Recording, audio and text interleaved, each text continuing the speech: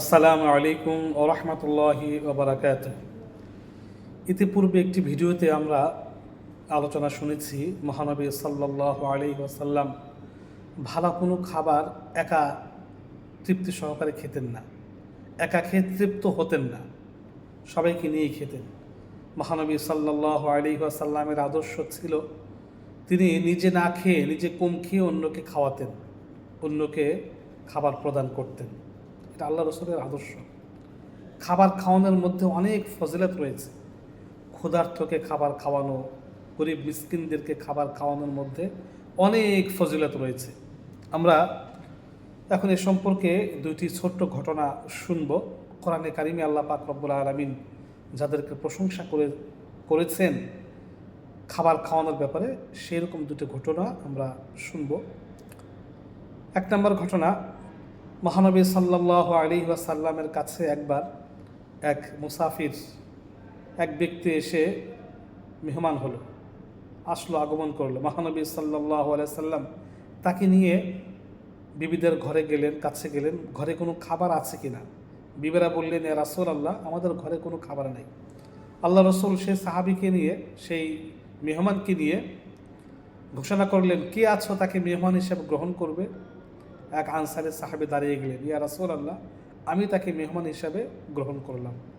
সে মেহমানকে নিয়ে তার স্ত্রীর কাছে গিয়ে বিবির কাছে বলল যে, বিবি, এটা আল্লাহ রাসূলের মেহমান, তাকে সম্মান করো, তাকে খাবার প্রদান করো, উত্তম খাবার প্রদান করো।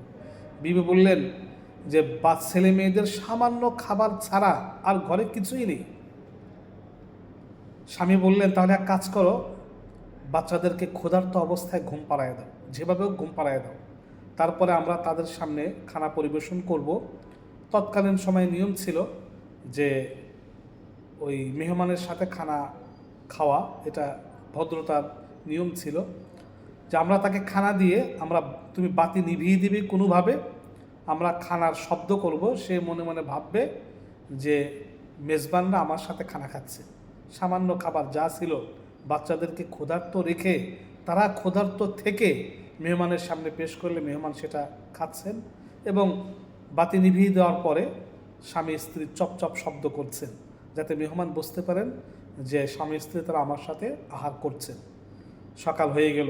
মহানবী সাল্লাল্লাহু আলাইহি ওয়াসাল্লামের কাছে সাহাবী আসলে আল্লাহ রসুল তাকে মোবারকবাদ জানালেন, বললেন, তুমি এমন কি কাজ করেছো, আল্লাহ পাক রব্বুল আলামিন তোমার কাজ দেখে হেসে দিয়েছেন, আল্লাহ পাক রব্বুল আলামিন খুশি হয়েছেন, কোরআনে কারিমের আয়াত নাজিল করেছেন।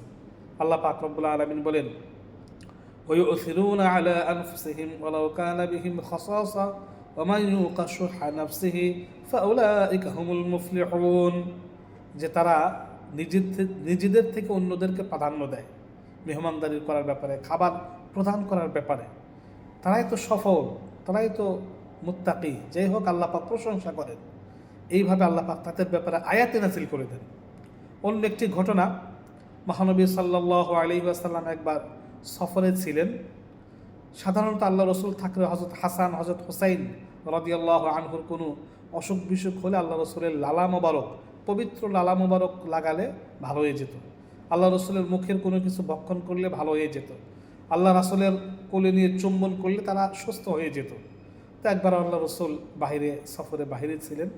হযরত হাসান, হুসাইন রাদিয়াল্লাহু আন, তারা দুজন অসুস্থ হয়ে যান।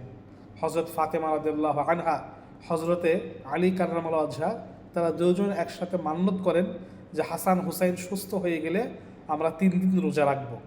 হাসান হুসাইন রাদিয়াল্লাহু আন সুস্থ হয়ে গেলেন। ফাতেমা রাদিয়াল্লাহু আনহা এবং হযরত আলী কাররামাল্লাহু ওয়াজহা তারা রোজা রাখলেন।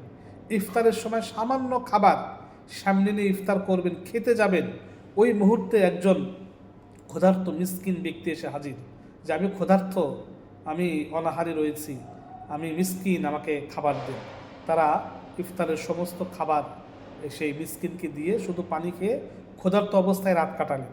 আবার দ্বিতীয় দিন রোজা রেখে ইফতার করার জন্য সামান্য খাবার সামনে নিয়ে বসলেন। এবার একজন এতিম এসে বলল, আমি এতিম, আমার ঘরের খাবার খাওয়ার ব্যবস্থা ছিল না, নাই, আমাকে খাবার প্রদান করুন। ঠিক ইফতারের খাবার এই এতিমকে দিয়ে তারা শুধু পানি সেবন করে, পান করে ক্ষুধার্ত রইলেন। তৃতীয় দিন আবার একই অবস্থা, রোজা রাখে ইফতার করার জন্য সামান্য খাবার প্রস্তুত করেছেন, খাবার খাবেন, ঠিক ওই মুহূর্তে একজন বন্দী এসে বলল আমি বন্দী ছিলাম বা আমি বন্দী, আমি ক্ষুধার্ত, আমাকে খানা প্রদান করেন। হযরত ফাতেমা রাদিয়াল্লাহু আনহা হযরতে আলী কাররামাল্লাহু ওয়াজহা সে খানাটাও প্রদান করলেন। 3 দিন এইভাবে ক্ষুধার্ত, রোজা রেখে ক্ষুধার্ত অবস্থায় রাত যাপন করলেন। আল্লাহ পাক রব্বুল আলামিন তাদের প্রতি এত সন্তুষ্ট হলেন, এত খুশি হলেন যে কোরআনে কারিমে আয়াতি নাজিল করে দিলেন। আল্লাহ পাক রব্বুল আলামিন বলেন ওয়ায়ুতঈমুনা আত-তাআমা আলা হুব্বিহি মিসকিনা ওয়া ইয়াতীমা ওয়া আসীরা, যে তারা ওয়ায়ুতঈমুনা আত-তাআমা আলা হুব্বিহি, তাদের খাবার প্রয়োজন ছিল, তারপরেও তাদের খাবার তারা ভালোবাসেন, অথচ তাআম আলা হুব্বিহি মিসকিনা, আল্লাহর মহব্বতে তারা তাদের খাবার এতিম, মিসকিন মানে ক্ষুধার্ত গরিব, এতিম এবং ও আসীরা বন্দীকে প্রদান করে। অর্থাৎ হযরত আলী এবং হযরতে ফাতেমা রাদিয়াল্লাহু আনহার আল্লাহ পাক এখানে প্রশংসা করে আয়াত নাজিল করেছে। তাই মানুষকে খানা খাওয়ানো, ক্ষুধার্তকে খাবার প্রদান করা অনেক ফজিলতের বিষয়। আমরা যখনই পারবো, আমাদের সময়, সুযোগ এবং সামর্থ্য হবে, আমরা ক্ষুধার্ত মানুষকে খানা খাওয়ানোর চেষ্টা করব, মানুষকে পানি পান করানোর চেষ্টা করব। এর মধ্যে অনেক সওয়াব রয়েছে। যদি কোনো ব্যক্তি কোনো ক্ষুধার্ত ব্যক্তিকে খাবার প্রদান করে, আল্লাহ পাক রব্বুল আলামিন হাশরের ময়দানে তাকে জান্নাতের পানি দ্বারা ইফতার করাবেন, জান্নাতের রিজিক দ্বারা, নিয়ামত দ্বারা তাকে খাবার গ্রহণ করাবেন। তাই আল্লাহ রসুল যেমন একা খানা খেয়ে তৃপ্ত হতেন না, আল্লাহ রসুল নিজে ক্ষুধার্ত থেকে এই যারা ক্ষুধার্ত মানুষ তাদেরকে খানা প্রদান করতেন। আল্লাহ রসুলের এই আদর্শ আমরা আমাদের বাস্তব জীবনে বাস্তবায়ন করার চেষ্টা করব। আমিন।